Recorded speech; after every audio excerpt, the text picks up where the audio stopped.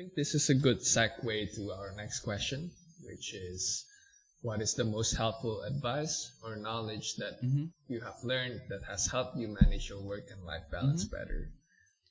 And Jordan has given Jordan has given his tips and a little bit of insight, but we're A gonna little play bit. one a Yeah, little there's bit. definitely a few, and we will get to your wonderfully thought out answer as well, Barithor. Just give us a little bit of time to get to the next question first, if you don't mind. Okay, so let's play the answer video.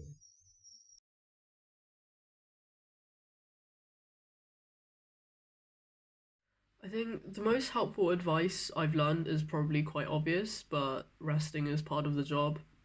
Take breaks, especially if you're stressed and not getting anywhere with the work, and make a boundary between work and rest time.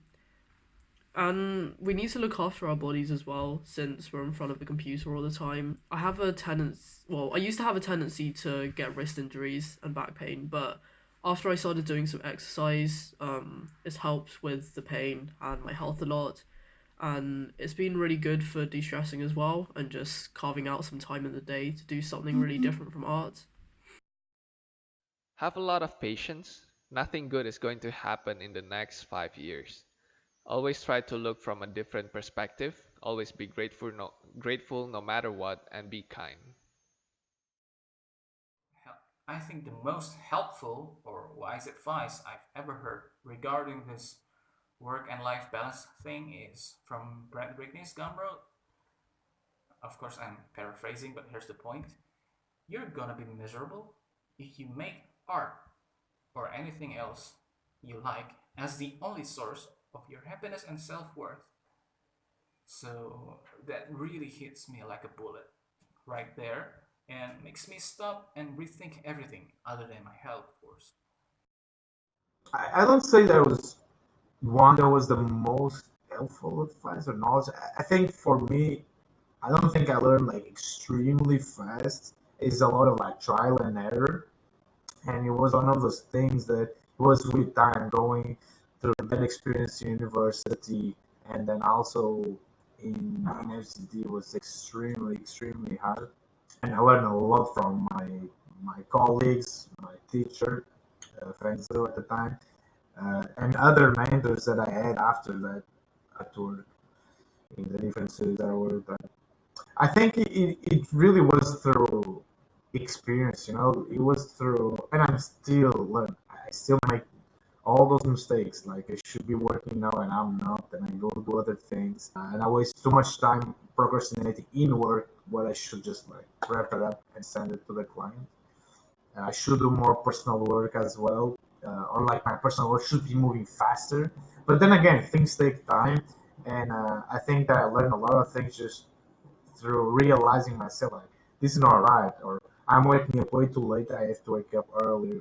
And as a freelancer, it's extremely hard at the beginning because you have to manage all your time throughout all my studio experience. I had always managers that would tell me what to do, what time to come to work, what time to leave, etc. And once you're a freelance, you're pretty much motivating yourself. And again, no one else to blame other than yourself. And I love putting myself in that position because I really feel that I grow stronger in terms of as a human being and as a professional. I realized I became way more professional when I just played myself my own mistakes. So yeah, it was just like a bunch of advices that led and self-experience, my own experience that led me to try to understand better work-life balance, which again, I'm still not at that point where I'm like completely satisfied, but definitely happy that I get to do that. I get to work out pretty much every day or three times a week, and also work and also do my personal work. When I don't do these things, either work on for clients and my personal work and workout, I just feel shitty, and it definitely happens. It happens a lot of times. So I'm still trying to manage to understand what is my best version and how am I how can I be happier doing what I do. Advice or knowledge I can share is a difficult topic because we work in such a competitive field that is also constantly changing. Especially when you're just starting out, you have to stand out and keep improving your skill set. You should also keep in mind though, working in games is not a sprint, it's a marathon. And if you want to keep doing this work for decades more, you have to keep that in mind and keep your health in check. When you're in your early 20s, sure, you might be able to get away with this kind of lifestyle and sleeping very little, but in the long run, that's not going to work. Also, there are definitely companies out there that do emphasize the importance of work-life balance and want to make sure that their employees take care of themselves. In the end, it's up to you to keep your health in mind and think about longevity. All right. Well, those were a lot of great advices.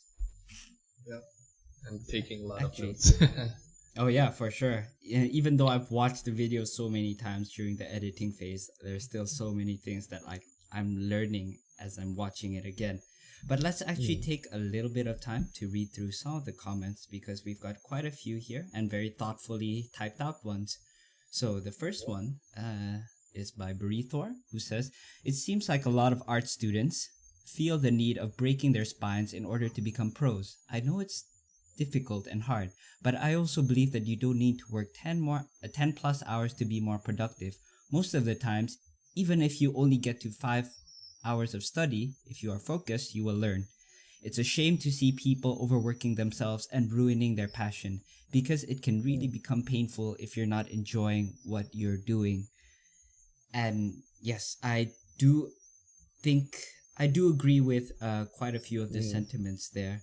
Is that some people have this whole idea that, getting as much mileage as possible, and in the process, they're burning out. And I think that is a very real thing. And I do believe that you can be a lot more efficient with your work.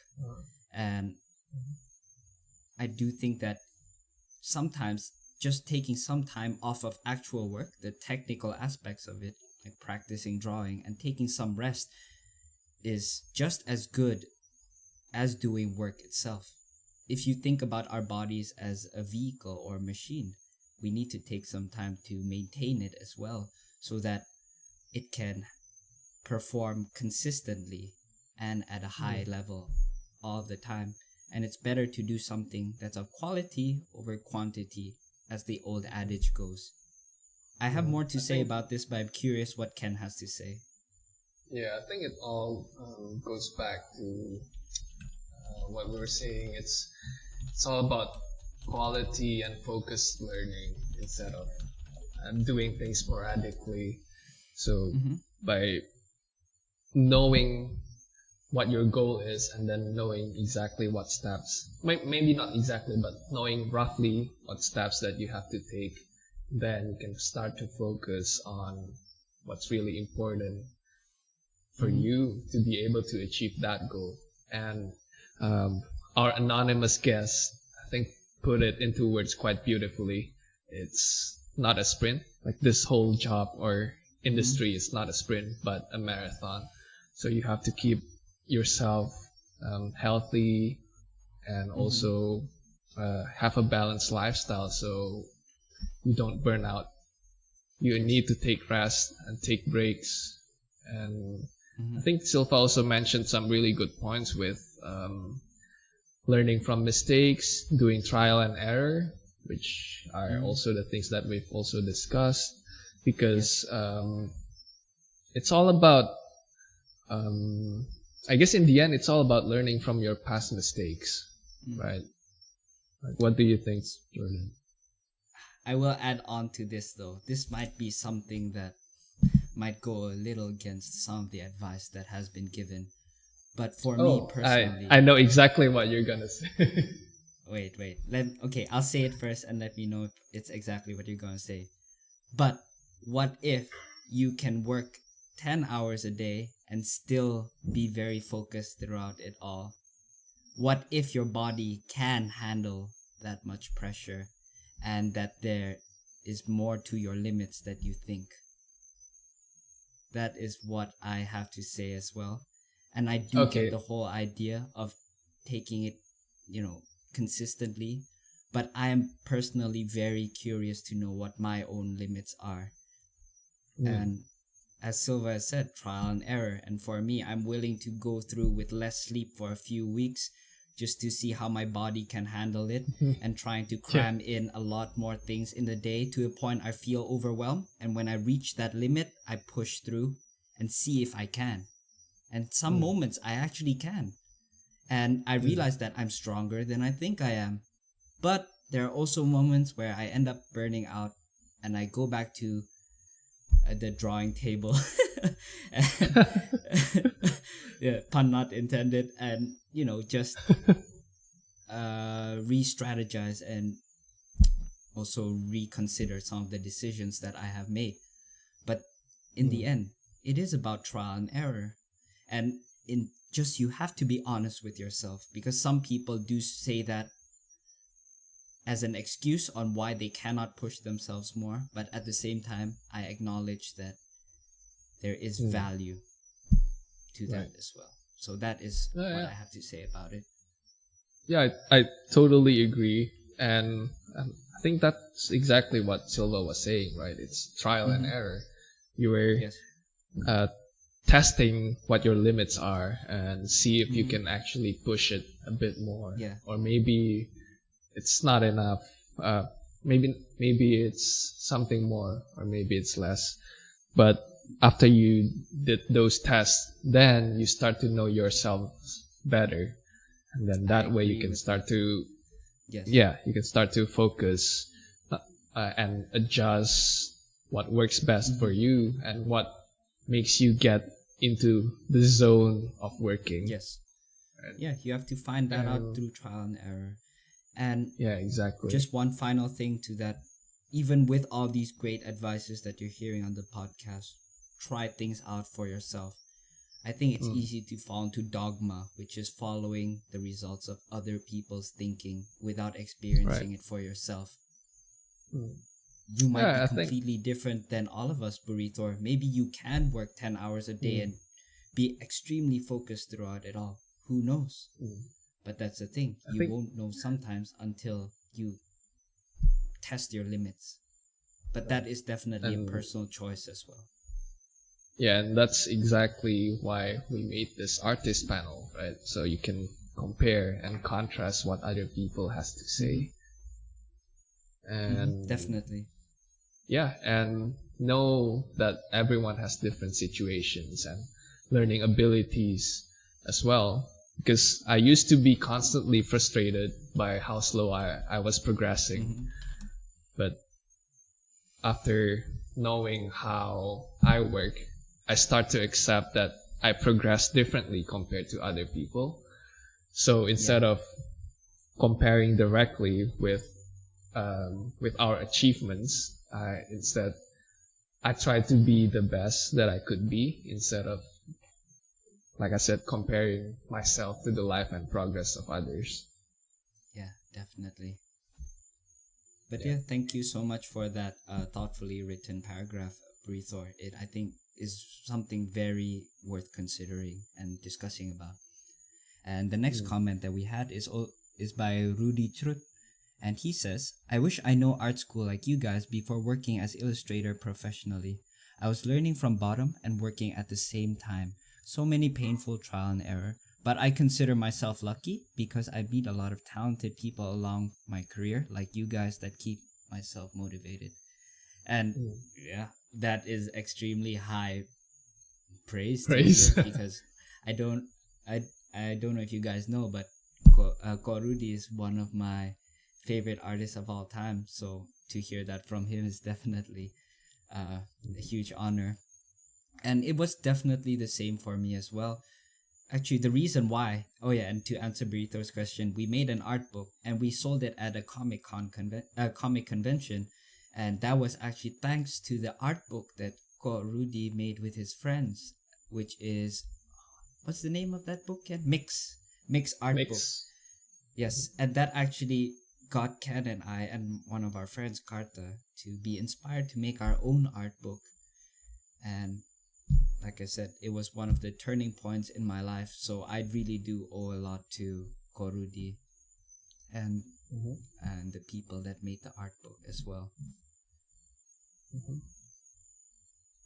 And Ken, would you like the to read out the next one by Blueberry Star? Right. The next comment by Blueberry Star is that she has a question, or he or she has a question. Oh, Do you Jess. believe in the notion? Oh, it's just okay. She. Do you believe in the notion? Everyone learns at their own pace, and life is not a competition. I have an artist friend who are pursuing illustrations as a profession. One time, she complained openly that she can't draw human hips right. So I showed her how to draw them, but her reply was not accepting, saying, "No, my art style is anime style. I'll ask for feedback when I ask for it." I accepted her request and let it go, and it's been a year and a half now. I looked at her recent, and I think maybe it's stopped her there. recent work and it didn't improve. I'll just fill in Yeah. that blank. But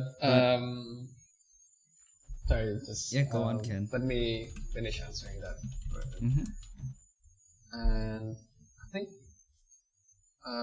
her question has two different segments to it. The first one, which is everyone learns at their own pace and life is not a competition, is certainly true, and I fully agree to that. But the other segment, which is not accepting feedback and then saying things like, "No, my art style is this, and I don't accept anything other than that," I think that's just ignorance. Yeah, I agree with that. So yeah, that's my answer for that. Yeah, and I agree with that as well. It's a two-part question for sure. And everyone learns at their own pace. Competition to a certain extent, but for the sake of improving without being so dependent on what other people are doing, I would say don't focus on that aspect. And as far as your friend is concerned, or even just the whole idea of improvement is concerned, I do think it's important to be open and constantly reinventing yourself, and just by being honest as well. So yes, I do agree that with this earlier sentiments, Jess. Okay. And also one more is a few comments as well. I'll read very quickly, and then we can actually get to answering with our own advice, and we'll move on to the final question that we actually have, and we can then get to wrapping up the podcast soon, because we realize it's gone on for quite a while. And Icer Paints a lot also comments, I think life happens in phases. There are phases and weeks where you work more and where you work less. Same with motivation. And I also think that it would be boring to work and do things the same week after week. That's the coolest part about freelancing, I think. You can manage your time. And I completely agree with that. And just no, it's not the right artist mentality to justify your mistakes or shortcomings with the cover or the excuse of style. I really don't think so. All right. And I'll keep my answer as well really short. So this is one thing that personally motivates me, and that is actually about the idea of mortality. And sorry to get dark here, guys, but we're all gonna die one day. And for me, one thing that I fear is an unfulfilled life. And one of the quotes that has recently struck a really deep chord in me and actually has helped kick my ass into higher gear is actually a quote by David Goggins during his interview with Joe Rogan. And I'm paraphrasing it a lot here, but there was one scenario that he presented, which was, at the end of your life, you will be shown all of the things that you have accomplished in your life, and following that, a vision of the person that you could have become. And to me, that really struck me deep, because I realized that I was not being the best that I could be, and I was making excuses for myself. And as a result of that, I began to just push myself and try to live each day to the fullest that I can, pushing myself to the limit, so that at the end of the day, or if my life was cut short, I would still be able to say that I lived a life that was worth living. So yeah, that would be my advice, is to really be conscious of that fact as well, because we sometimes just sleep. There's people just sleepwalking through life, and they think that they have the next day, they have next year, and that's true as well. But life is unpredictable. So For sure. yeah, so sorry to just take it from a more casual approach to something that's much heavier, but I do think that life really has to be a balance of these two kinds of awareness of these kinds of situations. So yeah, that's what For I sure. have to share. What about you, Ken? Well, I've mentioned it a few times during the podcast, but my advice is to know and acknowledge that everyone has different situations and learning capabilities. So don't compare yourself directly. Don't compare your life directly to other people, but focus on being the best that you could be instead. I agree.